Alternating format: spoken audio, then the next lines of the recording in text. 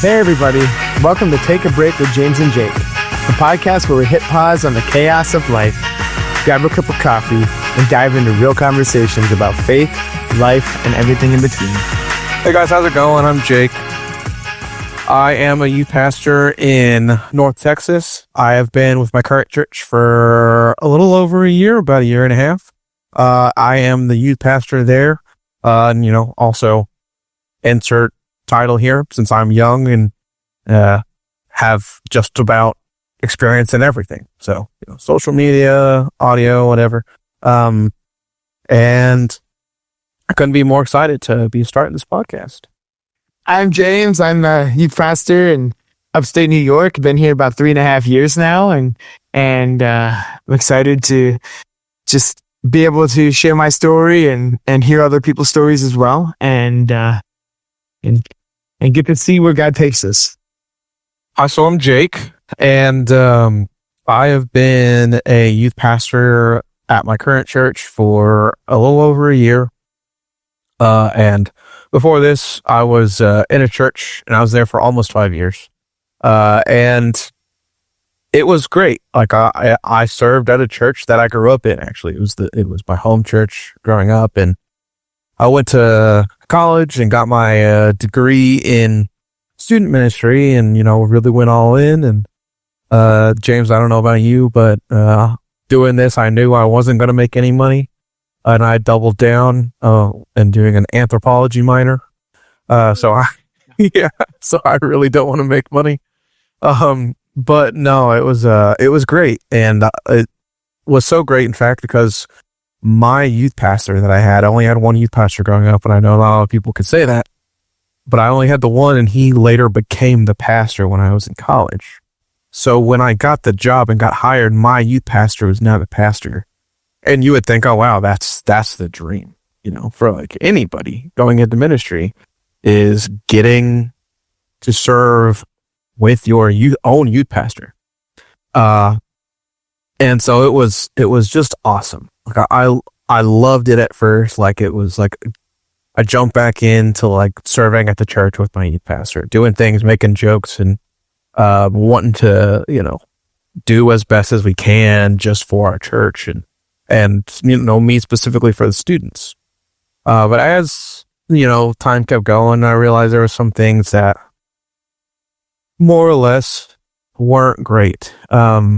And I would bring them up, whether it would be like, hey, talking about the church as a whole wanting to do outreach or something like that, which is something that later on in my time there actually officially got added. I became the outreach pastor as well as the youth pastor. And so doing that was a new set of challenges, but for outreach, it would be like, hey, I think, it'd be a great idea if we would go out and just, hand out water bottles at a stoplight or something like that.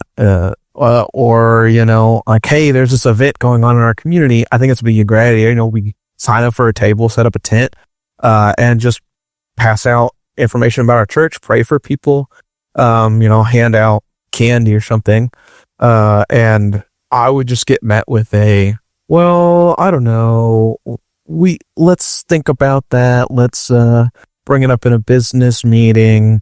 Let's talk about more in another staff meeting. And I would just be like, what? Why do we have to talk about more? Like, we want to reach our community, and this is a way to do it. And there would be other things, like with student ministry specifically, that I would just be like, hey, I want to do this. And I would talk to my pastor about it. And he would be like, well, I don't know if that's like the best idea. And I was like, what do you mean? Like an example of that is I was doing a series with students about being vulnerable and what it means to grow in your faith while being vulnerable. And I was talking to my pastor about, I was talking to him about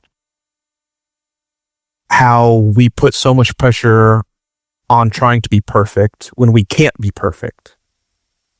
And if you're hearing that for the very first time, just want you to know, you cannot be perfect. Like, we literally can't do it.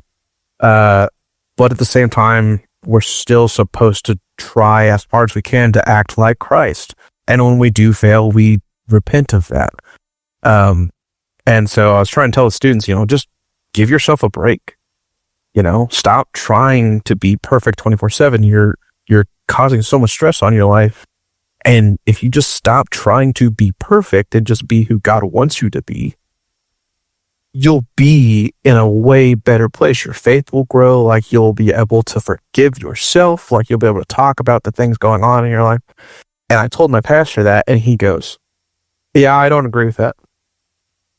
I don't know, well, what do you mean? He goes, no, I think we're supposed to be perfect.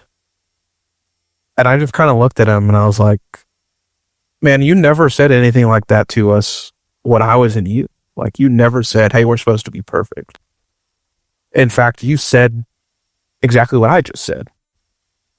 And so, like, there would just be moments of tension between him and I, whether it was about teaching or whether it was about things that the church could do, that over time just built up. And I took it as it's just a difference, not a big deal. I would push it down and just kind of set it aside. I didn't think about it because, like I said, it was like a dream to be serving under my own youth pastor. Like, who would want to pass that up?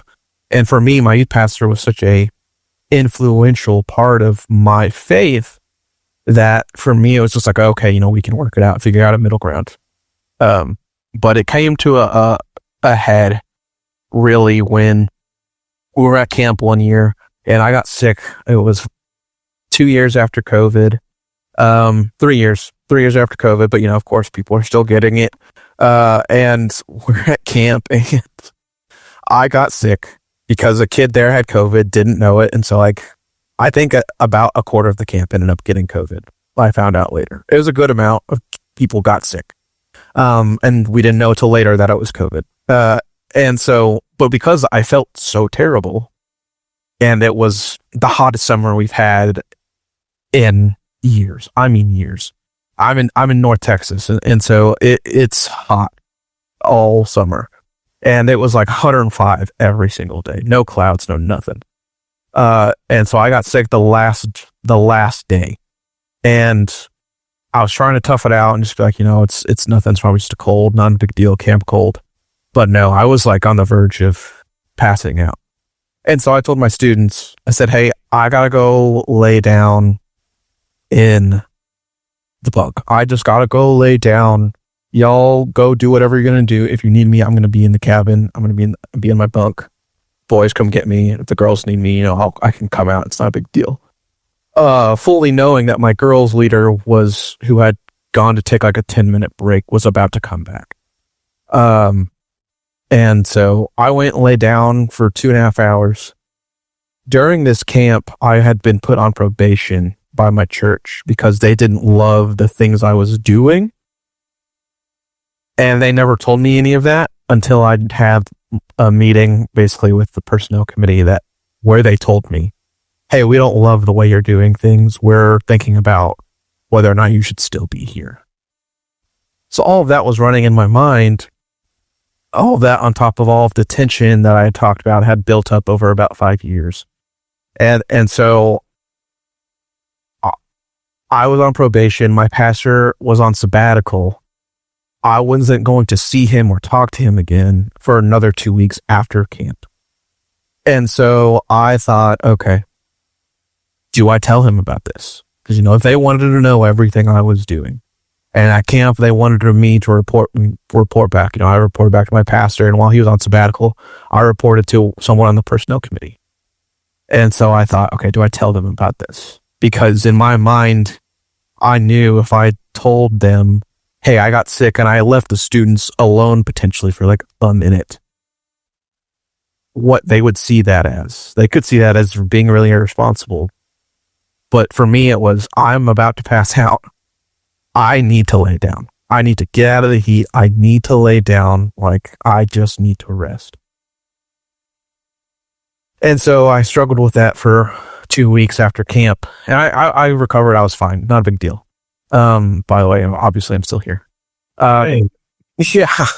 But at the same time, like I knew if I told my pastor that potentially that could be the thing that made them say, we're going to let Jake go. And so 2 weeks later, my pastor comes back, and he asked me, how camp go? And so I told him, I was like, hey, it was great. I had really good conversations with several of the students about, Christ and them wanting to take their faith more seriously. And one kid that wasn't a Christian, he had been kind of grappling with things. He and I had a really good conversation at camp about becoming a Christian and what that looks like. And he was thinking about it more, not fully ready to take that step yet, but he was getting there. And I could just sense that something was going to happen soon with him. And then this happened, and so I told him, because I in my mind, couldn't risk a kid saying something to a parent and then a parent saying something to my pastor. And then him being like, hey man, what the heck?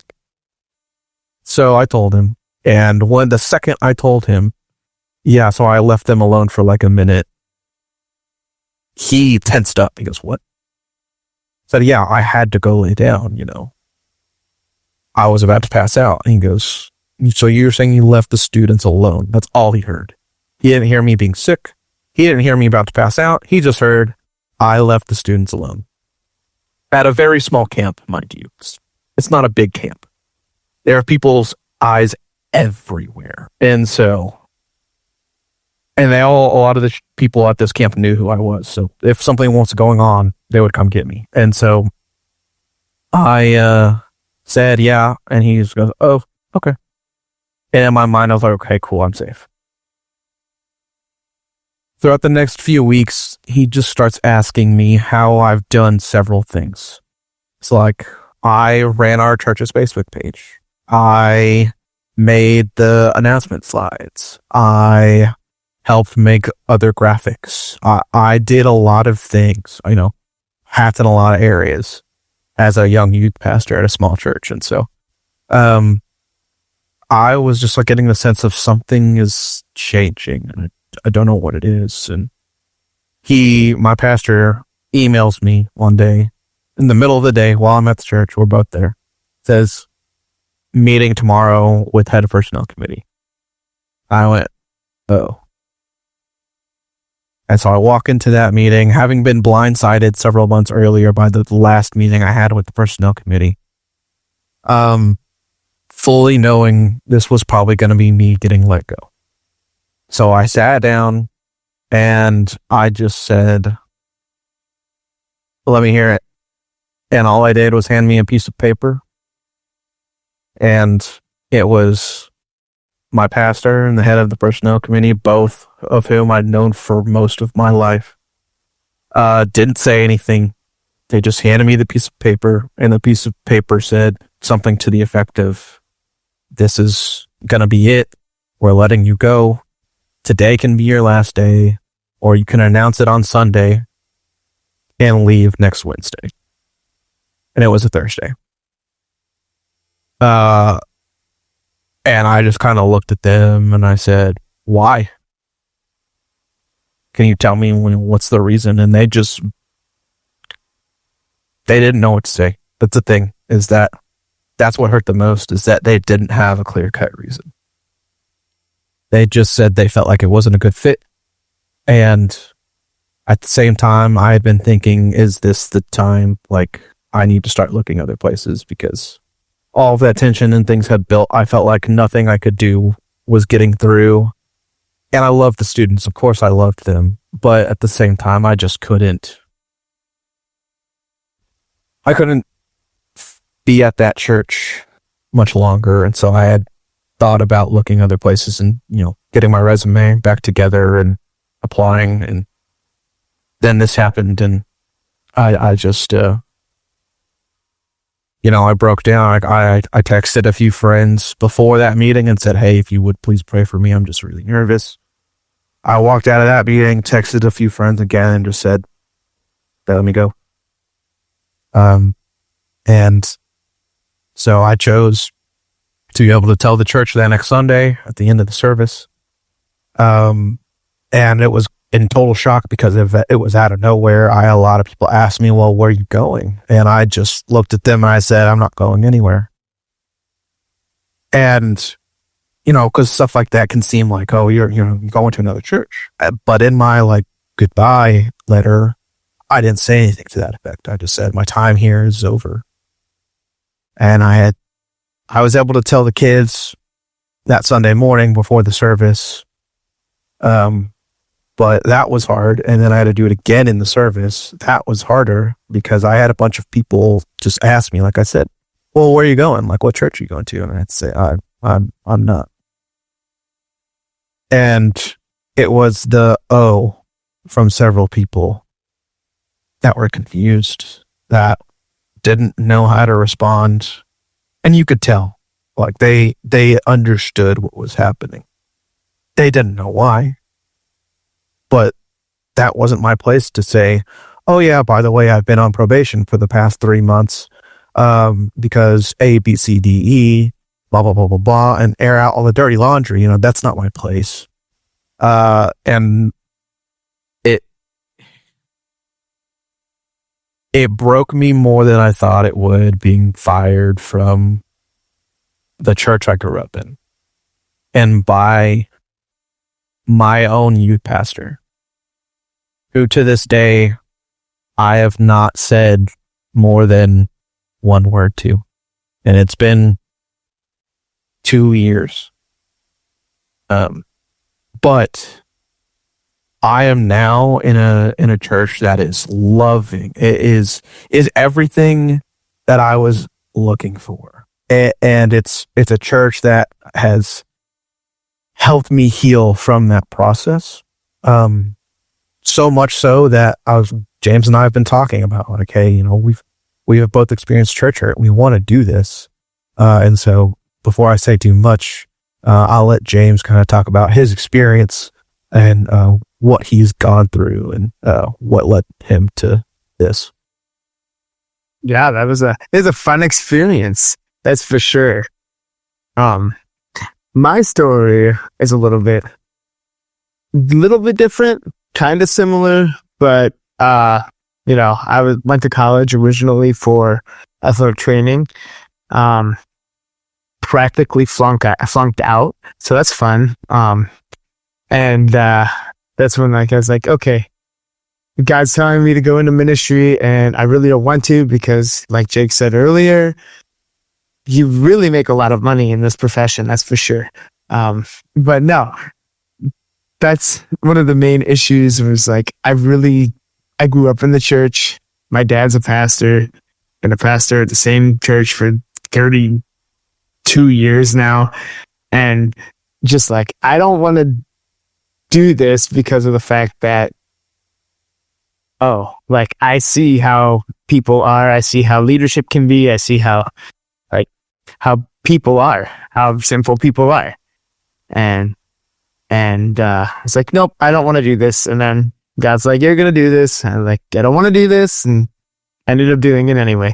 So, I finally broke down and listened to God, and first church out of college, was a small one in Maryland. And, just one of the, like, awesome points one of the main reasons I went was because, it's a parsonage, so I don't have to worry about rent or anything like that. So I'm like, okay, like, and like, the area was really nice.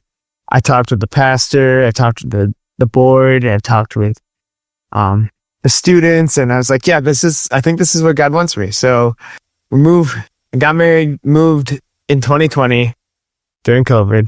Awesome time. Worst time to move, worst time to take on a job, you know.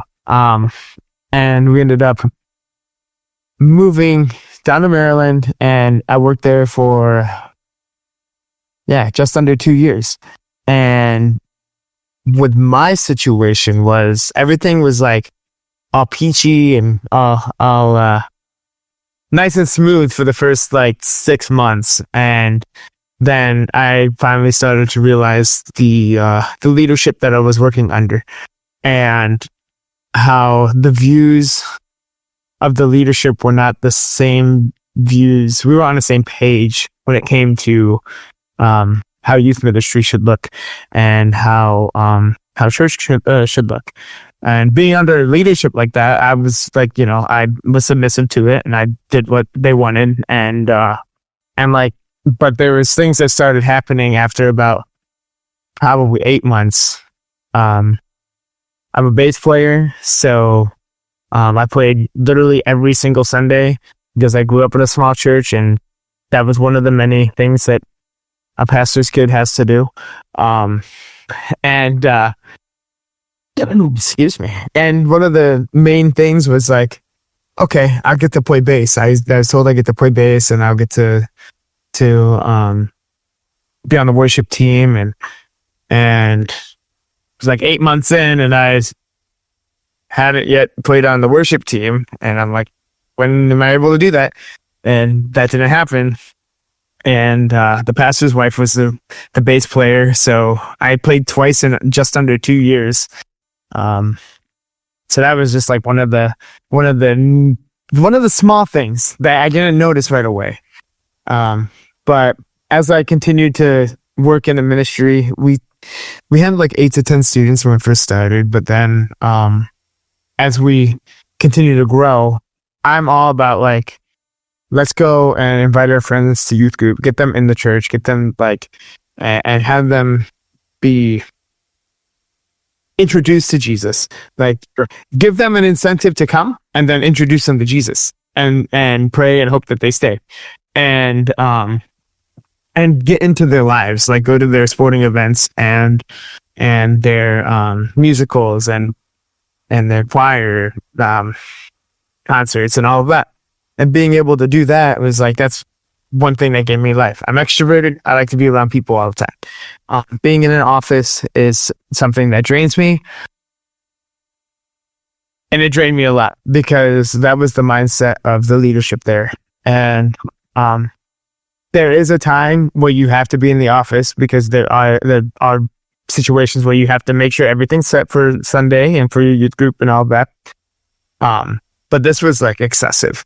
It was to the point where like, if I wasn't in the office, it would feel like I was not working at all.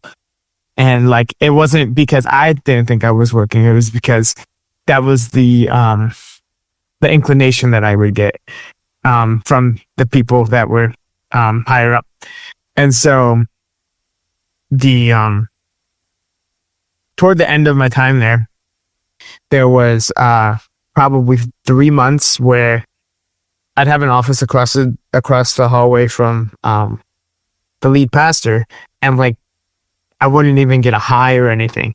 Like we'd be in the same building across the hall from each other and wouldn't even get a hi. It's like, okay, that's cool. I mean, partially it's on me too, but like Jake said earlier, it was like there's that tension, and like you didn't know where. I knew where it came from, but like I was trying to avoid that because that's how I was at that time. It was like, I don't like to have that confrontation. Like I'm not a fan of confrontation. I wasn't. That changed, but not that I'm a fan of it, but you know, it's a little bit easier now to confront things that need to be confronted. Of course, with God leading the way and not my own free will, because I don't want to just confront somebody for my own enjoyment. But as I was getting closer to the time that I left, things just kept getting more and more micromanaging. Like every little thing was under a microscope. We had weekly meetings before, which were really good. But then they started turning into like, what are you doing? Like every single week it'd be like, so what are you doing? And like, what are you planning on doing the next week? When I've already said that the week before. It was just like a focus on like, are you doing enough? I was part-time. So I also was not making a ton of money, like $500 biweekly. It was not a lot of money. And so I had to have other jobs. And so I worked at Chick-fil-A, which they were really flexible and really good for a while. And so I was looking at different avenues to help for my income. And so there was one, for instance, I became a basketball official. And we had youth groups on Sunday nights. And we were consistently what was it, 4 to 6 o'clock? Yeah, something like that. It's been a little while now. But we were consistently going at the time, and we were consistently having students. We went from 10 students and we had 30 come in the door at like in a span of like 2 months, 30 different students after only having 10. And that was something that was like, wow, this is actually striving. Like, we're doing really well. They're inviting their friends are staying. It's one of those that, man, if everybody would show up at one time, we'd have a full building. But with student schedules and all of that, that never happens. But like, just seeing that, it's like, okay, students are striving. They're continuing to grow. We had students accept Christ and then invite their families to church, and their families started coming to church, and it was something that was really neat to see. But one of the few things that happened were like becoming a basketball official. There's a mandatory meeting during our youth group time. So I knew this 2 weeks in advance. So I talked to my lead pastor, like, hey, this youth group, I asked him, can we move it up like an hour so I can make it to this meeting on time? Because if I can't make it to this meeting, I can't be an official. And so the answer was, no, I really don't think we can do that, because like, well, it's all about consistency, and you're here to be the youth pastor and to have a consistent schedule and to just continue to, business model. Yeah, this is your time. These are your hours of operation. This is what's going on. And I was like, oh, so like, I'm not making enough money for this. This is a side job that will help supplement my income so that I can continue to do this and not have as much of a strain on my financial situation. So I was like, okay. He said no. So I literally asked the association, which had like 40 guys in it, if they would change the date for me. And they changed the time of the meeting for me. Like the basketball association changed the time of their meeting for me so that I could make it, so I could become an official. And I was like, wow, this non-church entity was showing me more grace than what my boss was doing. And I'm like, that's crazy to think about. And there were little things here and there that would continue to just tighten, and just basically like a noose. It just like kept tightening around me, and it was like, it's suffocating. And so I had to go to see my in-laws because my father-in-law was having a little procedure done, and my wife wanted to be there when it happened. And so the Tuesday before we left, we were going to leave on the Friday. The Tuesday before we left, we ended up, like, I had my meeting, my normal weekly meeting, and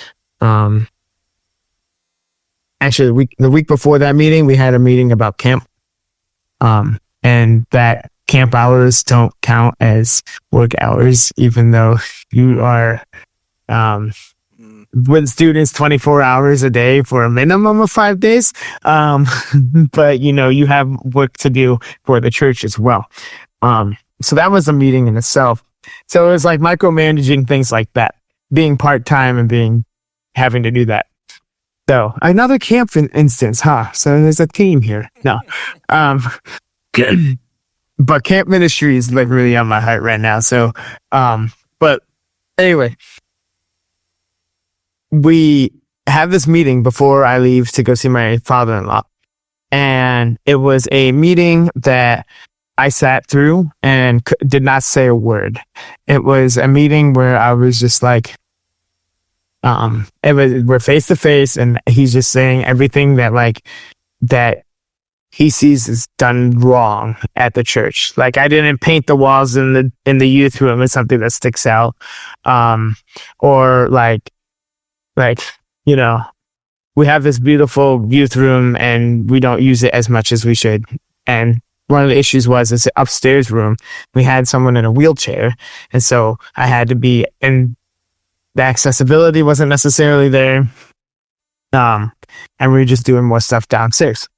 So things like that. And then like the big thing that sticks out is he questioned my calling to ministry. And I was like, what? It's like, I feel like you lost your passion, was said. And I was like, well, I mean, partially, yeah, because of the strangulation that you've been doing to me. Like, that passion has been dwindled a little bit, but like, it's not because it's not inside of me. It's because of like what was happening externally, not internally. And so like just having that happen, and then that meeting was over and we drove 14 hours to go see my in-laws, and it was a lot of time of thinking and praying and being like, okay, this is, it's coming. So I'm like, okay, I need to quit, because if I don't quit, like I'm not going to, I wouldn't say I wouldn't necessarily be alive anymore, but I wouldn't be in ministry anymore. It was such a mental and physical and emotional toll. I gained like 40 pounds there, and just from the stress itself. And just like, okay, so I talked to Brooke about it, my wife, and I was like, well, I guess I have to quit. Like, God is telling me specifically to quit.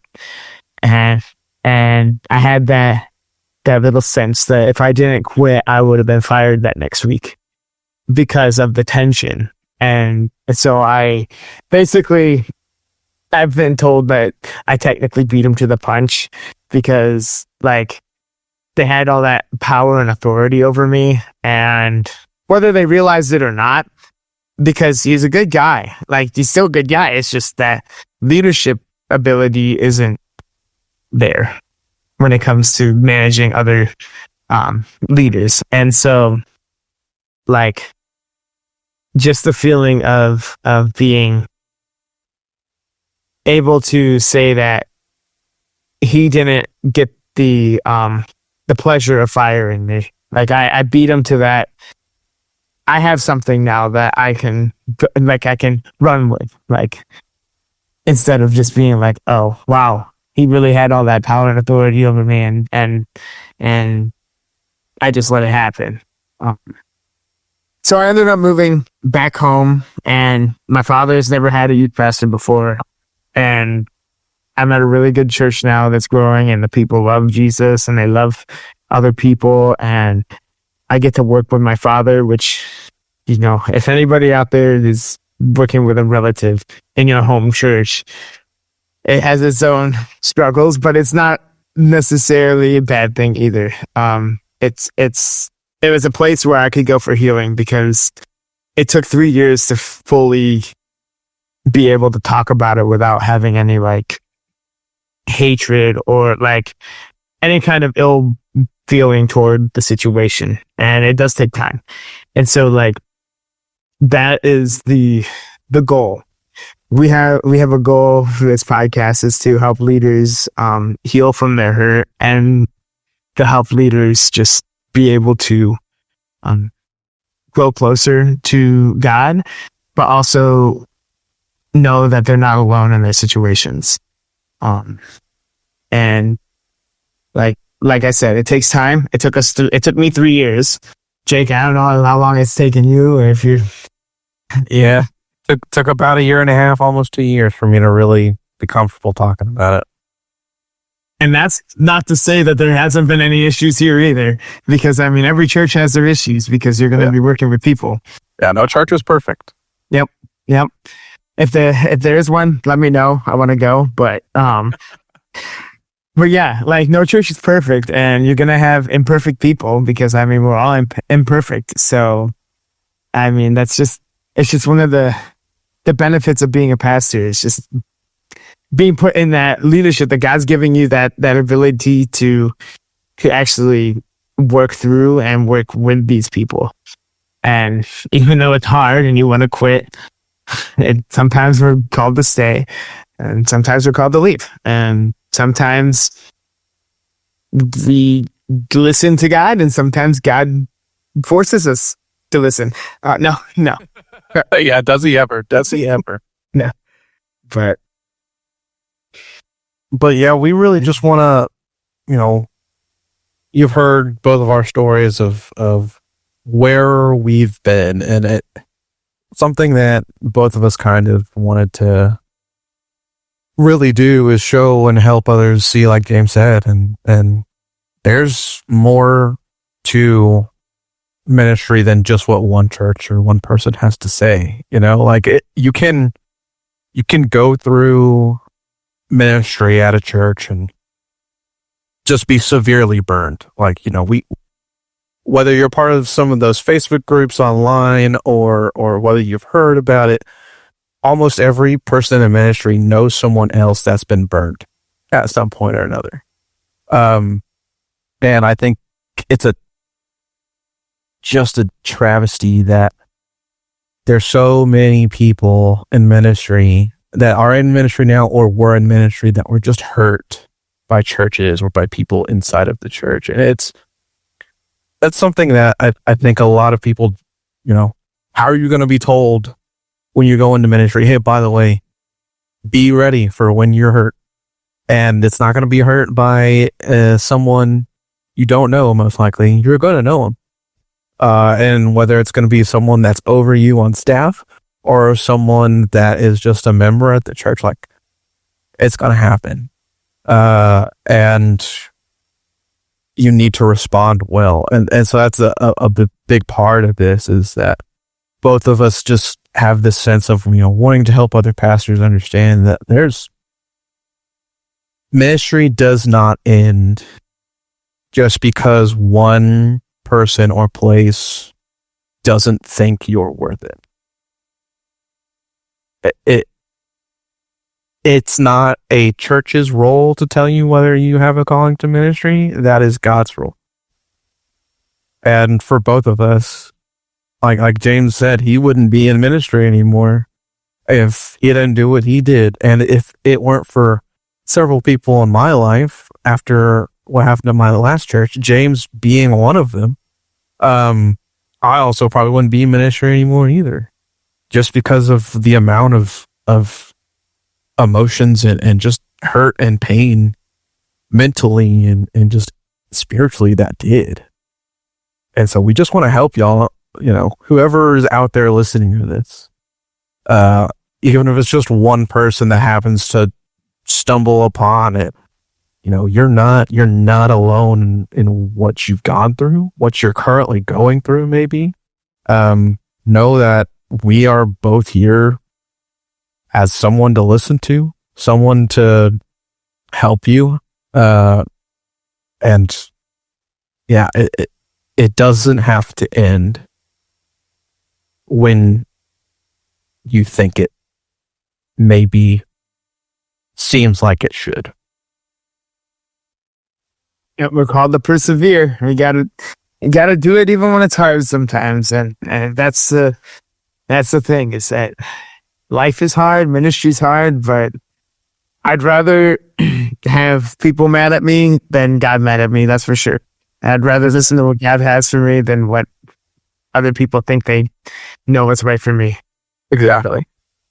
Yeah. And that's one of the things where, as we'll lead into in some of the episodes that we'll go through, is that we're gonna bring other people on, and I learn through other people's stories, and Youth Pastor Chronicles, so shout out for that and shout out to them, and Youth Group Chronicles,